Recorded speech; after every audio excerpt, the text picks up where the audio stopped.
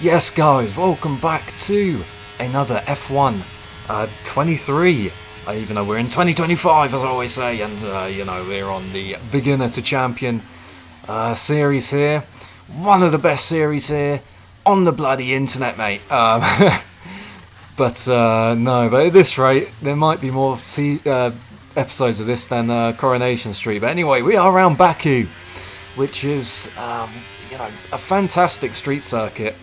One of actually the good few that are in this. I also enjoyed Jeddah. I thought that was quite good. Obviously Melbourne is a street circuit as well. Obviously quite good. You're just seeing my first ever time trial lap on Baku here. The second longest F1 track in the calendar. Fun fact, it actually sits below sea level if you know any geography about Baku. But it's a tricky track because, these street circuits, they are very unforgiving in terms of where you can place your car and, runoff areas. I mean, the runoff areas is literally just down these little dead ends. And if you're, getting a bit of understeer, you're going to be careening into the wall. And it's not ideal. But it's a difficult circuit, indeed. And, we are on episode 4, so I don't expect too much, just progress. Just as long as we have some level of progress and satisfaction, that is all we need. But, as you know, progress is not linear. Always remember that. There's going to be days when you're, a bit more tired, maybe a bit less switched on than usual, and you're not quite performing as well as you usually do. And, that goes for the actual pros and even F1 drivers themselves here. But we are dedicated in being better as I crash into the wall once again. If you don't know already, you're not caught up, I am playing on controller, and I will eventually race against 80 AI once I've done the 100 laps. I've changed it up a little bit. I've gone for 30, 25, 25. I should have done 15 on the last one, but I accidentally did 20. But that's okay, the 100 lap rule is not strict, it's just a way for me to practice quite efficiently, I feel like. As we cross the line with a 2:26.7, which is horrendous. That's, I'm sure that's like double the time that I should really be getting. But anyway, we are going into our first proper lap into the form of lap 30, which is the best one of this practice session. Taking the first corner very well. We're already a 10th up, which is fantastic. But yeah, I mean, I hope you guys are enjoying this series because I'm certainly am. I mean, I took a little bit of a break in between these practice sessions. Like, you kind of sometimes need to just to kind of reset your mind and your I guess in my case, hands, because I'm playing on controller. But hopefully at some point, maybe it take us to like season 10. Maybe we're against 110 AI by that point, or maybe we're just, maybe scraping some wins against this 80 AI. But it's all to see, and it's all to stick around for it. But if you guys are sticking around for this, then give yourselves a pat on the back, because honestly, it's only season 1. I'm not entirely the best, and you guys could be watching real F1 or F1 esports, and the driving quality, I'm sure, is miles better than me. I'm about, after doing these, I'm about 5 seconds behind the time trial time for these to what these pros do. Of course, the reason why I do struggle so much is because I used to play this game with assists on, but obviously, as you can tell by, hopefully tell by the way I'm driving, all the assists are off. Maybe you can't tell, maybe that's a compliment. But anyways, we are 4 tenths up from a base time of 1:45.8, and we got a 1:45.445. Fantastic. And yeah, we're going into our second practice session of 25 laps, and the best lap came in the form of lap 12. Going into the first corner, way too much understeer, gone over the white lines, which I don't think this lap properly saved. Maybe like the game detected I went over the white lines, but it didn't pop up with the warning. I only really go off the basis that if the game warns me that, you know, I've crossed the line and invalidates the lap, like, you know, I go off that. But if I just stick out, but I'm, you know, not getting those warnings, I leave it in. But tonight this lap didn't really save that well for the game for whatever reason. You'll see it on the next practice session. But anyway, 3/10 up out of the first sector, smoothly done. I think the things that I'm improving on is things like wheel spin and just controlling the car. I'm not sure if it's because of the setup. The setup from Melbourne was absolutely aggressive. I'm not sure if any of you saw that. And then you'll see I was sliding around loads and getting loads of wheel spin. And you know, if you saw that and you're seeing this, I hope you appreciate the fact that the level of quality has increased. Yeah, I was running a bit too low of a bit rate for my OBS software to keep up with the speed of the F1 cars, and yeah, I was meaning to change it for last episode, but I have done so here. And here we are going up to the line on the last straight of this session. At the moment, 1.2 seconds up. Purple sector 2. Will it be a purple sector 3?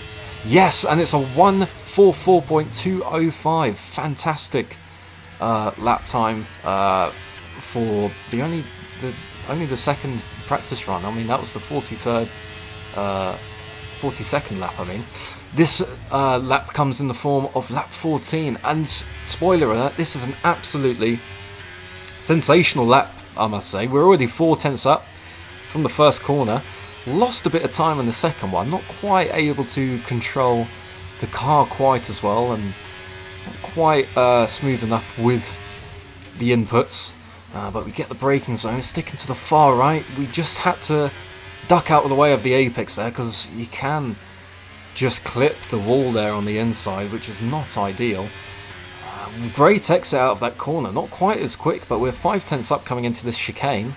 Not the best exit through that last corner of it. Lost about a couple of tenths, but taking that corner much better. Sticking the front tyre off track, and when that back tyre comes back on the track, goes out of the track, the front one comes back onto the track, which doesn't invalidate our lap time.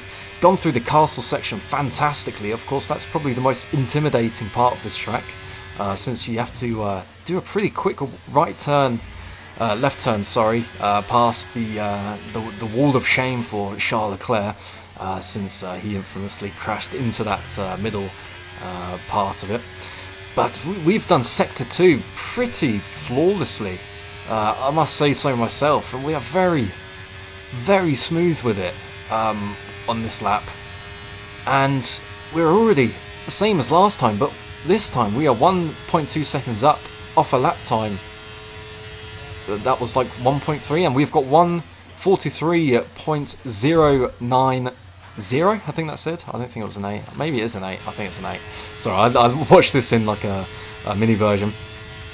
As per usual, as per tradition on this, I'm leaving out the last practice session because I was a lot slower. So we're going straight into qualifying here. I think it's the pressure coming from knowing that I do have to get a good qualifying lap in and race, that it puts me off practice, and you know, for the qualifying and race, I'm definitely more nervous and more stressed out than I usually am, which affects my performance. But here I was thinking the car feels fantastic.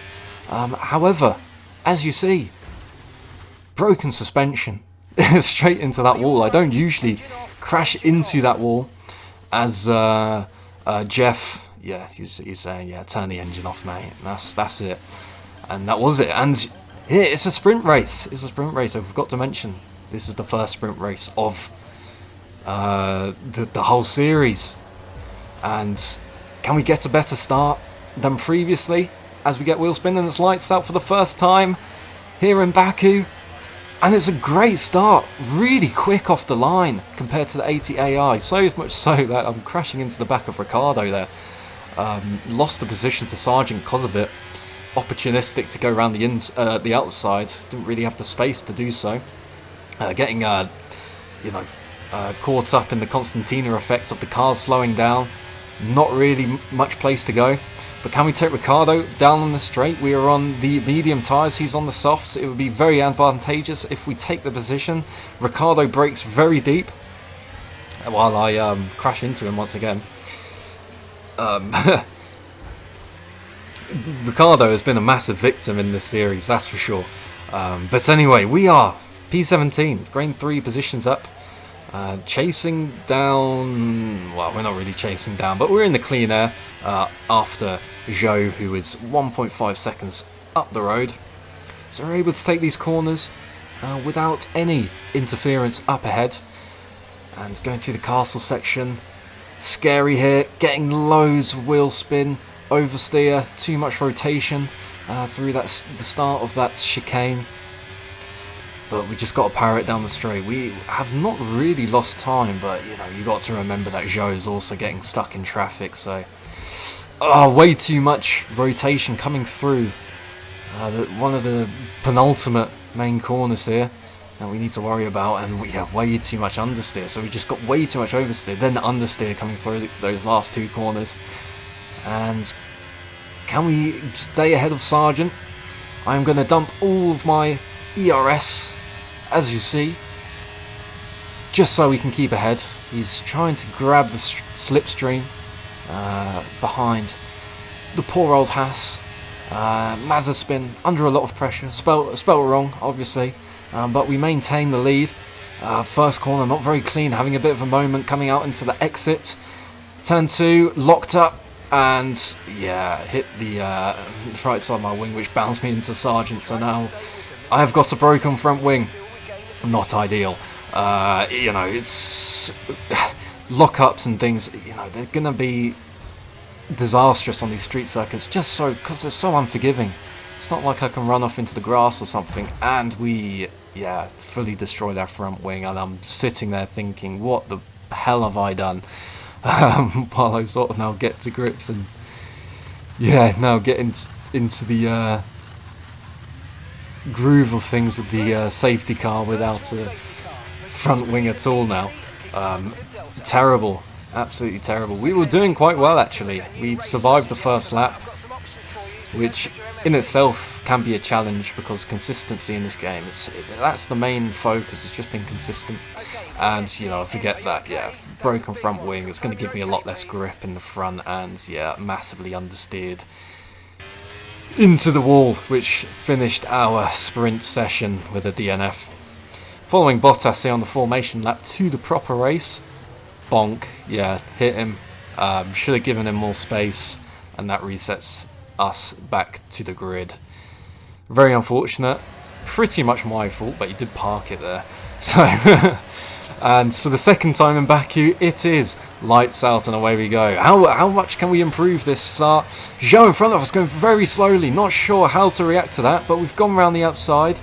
Sticking to the outside, around the outside of Sonoda, who goes 2-3 wide with Sargent. We are now behind Hamilton. Can we take Hamilton coming into turn 2? And we have, with an absolutely fantastic exit coming into the corner, as we're now chasing Esteban Ocon, who is he was chasing Albon, but now he's got to battle us. I'm under braking, nearly hitting Albon, which Ocon happens to do, breaking his front wing. But we need to take him on this corner, and yikes, hit that corner once again. Obviously, I didn't do it much in the practice, but underestimating how terrible that corner is, and now we've got a broken suspension. Once again, our racecraft is just not there. I mean, our pace is improving, our consistency is also improving, but just kind of locking up the front left there a little bit, which gives us less grip. And yikes, I'm sorry guys, I'm sorry once again. This is the second DNF in a row. We completed Bahrain, we completed Jeddah, DNF'd on Australia. I mean, admittedly, that was because I was just kind of not racing very well. But an actual DNF, an actual crash, broken suspension here in the race, twice in Baku. But if you enjoyed feel free to give a like. And if you want to come along for the series, feel free to subscribe. I want to stay consistent, and next is Miami. So stay tuned, folks. I'll see you on the next one.